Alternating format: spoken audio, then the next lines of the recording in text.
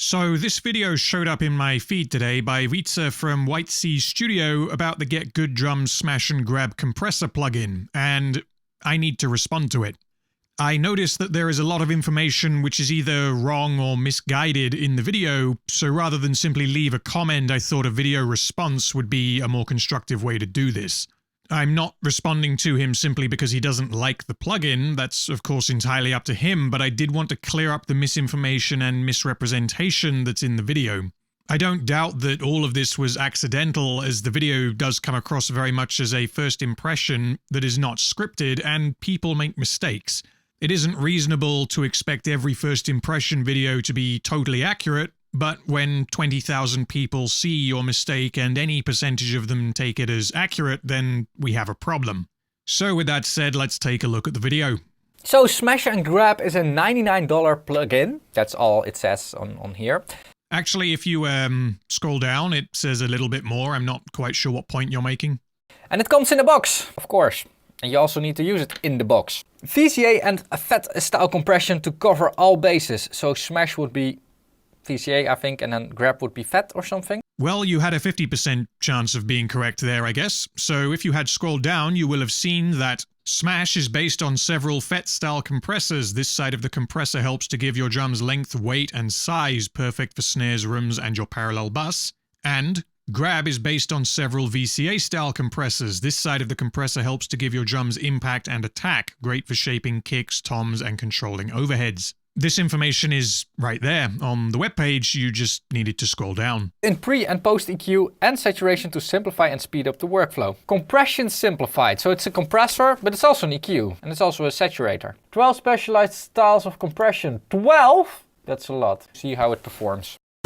So before he starts showing what the plugin actually sounds like, I would like to highlight that he has the drum type control set to parallel for almost the entire video, regardless of his application of the plugin. What this means is that both the compression and EQ parameters are optimizing themselves for use in a parallel drum bus context, rather than whatever context he ends up using them in. I'm not at all trying to say that he's doing it wrong, because there isn't a wrong way to use a plugin. I simply wanted to highlight this for context because he did not highlight this himself.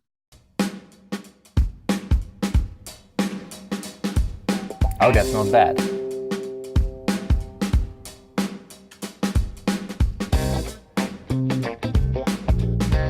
What would it do in Grab mode?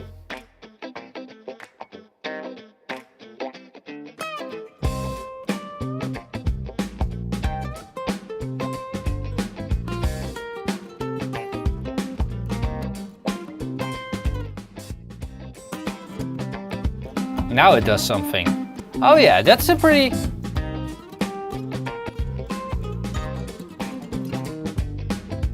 That's a pretty clear difference between Smash and Grab. Whoa, that's a very cool difference. Now I'm really interested in what beef and air mean.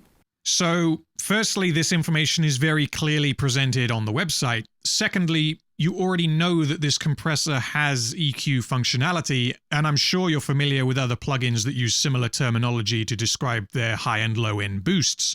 Words like body, presence, density are extremely common, both as part of the audiophile vocabulary and as dedicated controls on plugins. So, stop being willfully ignorant. Yeah.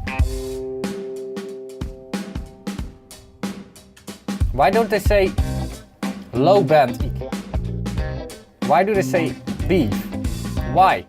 The same reason they say Smash instead of FET and Grab instead of VCA. The same reason they call the plugin Smash and Grab instead of GGD Compressor 1.0. Branding. Something else to mention here is that the beef knob applies low-end EQ pre-compression, so that you're EQing into the compressor, whereas the air knob applies post-compression EQ. How do I know this? I read the website.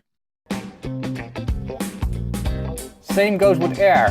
Why don't they call the air button bleed? Because if I had my speakers at the highest volume right now, I would get blood out of my ears. This is not air, this is blood. Let's not use that air button anymore, never again. Just cut it out of the plugin.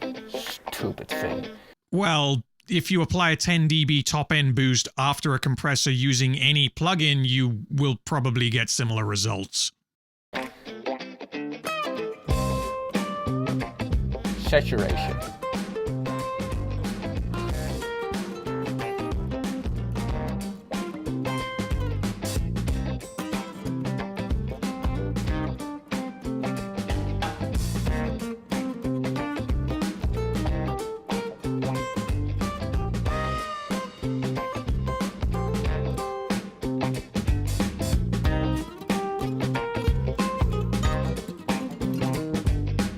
Is this for the saturation as well? It doesn't say it. It says normal and extreme, but what is it for? Do I need to read a manual again? So you do conclude here that it probably relates to the saturation control. I have no clue. I think it makes the saturation more extreme, but yeah. And given that the slider looks identical to the saturation type slider, I think this is a reasonable mistake to make.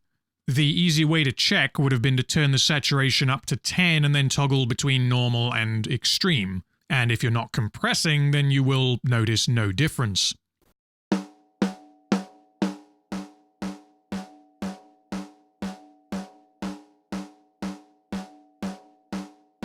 What this parameter does is it affects the compression characteristics. This is all adjusted under the hood whenever you select a different drum type, so I believe it affects the ratio of the compressor, amongst other things.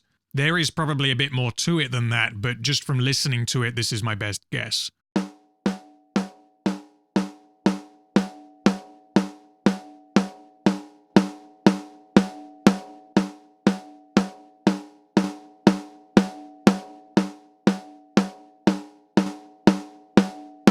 Is there actually a manual? Buy it. No. Buy it. No. Buy it. Buy it. Is there a manual? Support. No. Support.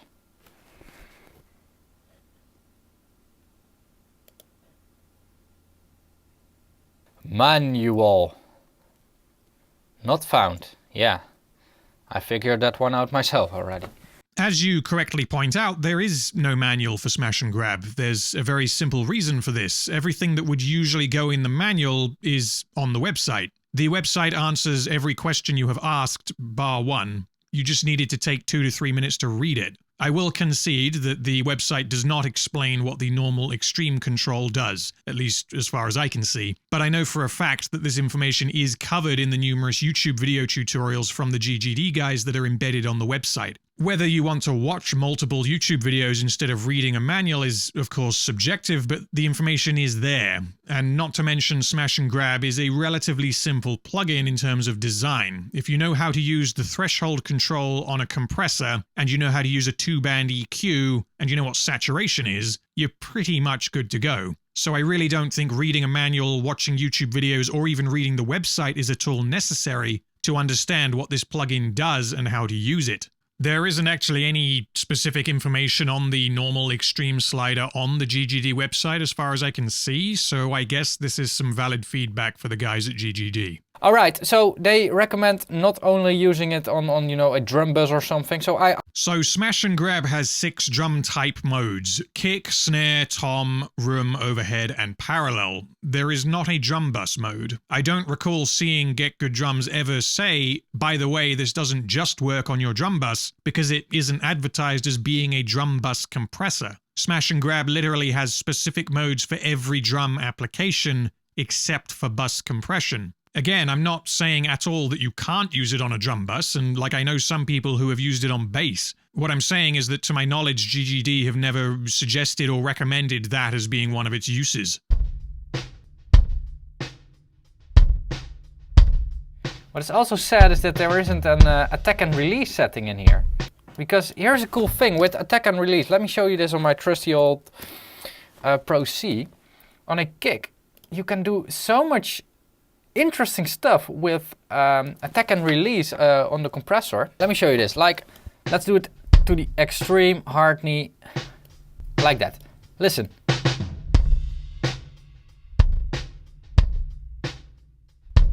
You can make so many sound characters with the attack and release. That's not in this one. Yes, so the reason for this is that there are, again, 6 drum type modes. The compressor automatically adjusts the attack and release depending on what drum type you select and whether you select smash or grab. If that means the compressor isn't suitable for you, then of course that's totally fine, but one of the selling points of this plugin is that it is compression simplified. It is there to speed up your workflow. It is there for the people who don't want to spend hours tweaking attack and release settings on 12 different compressors. This does inherently mean that the plugin is removing a degree of control by setting these parameters for you, and some people don't like that. I'm usually one of those people. In the case of Smash and Grab, though, I found the improvements to my workflow to be worth the cost of not being able to manually adjust the attack and release by 0.1 millisecond at a time. Criticizing Smash and Grab for not having attack and release controls is kind of like criticizing Wave's Q10 for not having analog emulation. It was never intended to, and if you're looking for an EQ with analog emulation and you pick Wave's Q10, then you're doing it wrong. It has some nice sounds, but $99 for this? I mean, it's worth 20. And that is of course what it does in the plugin Docta. I want to do a linear analysis, frequency analysis on that beef. That's a totally unnecessary EQ curve. So before I explain this, I want to remind you that until this point in the video, the drum type control has been set to parallel regardless of application. Now, however, he has changed the drum type to snare so that he can complain about the EQ not going as low as 50 Hz. Like, it doesn't even hit the 50 Hz and you know, the real low frequencies. If you really want to boost a snare at 50 Hz, I'm not going to tell you that you can't, but that isn't a particularly common application of EQ. So if you're one of the 3 people who EQs their snare at 50 Hz, you'll need to use a different plugin because Smash and Grab is inappropriate for that. Or alternatively, you can change the drum mode to kick, which changes the beef control to EQ between around 30 and 90 Hz.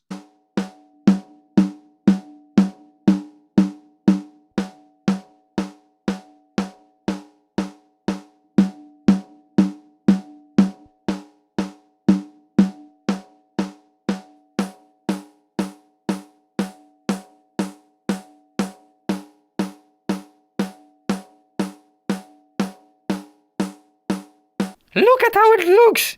That's not an EQ. What is this? This is a 48 decibel per octave EQ curve.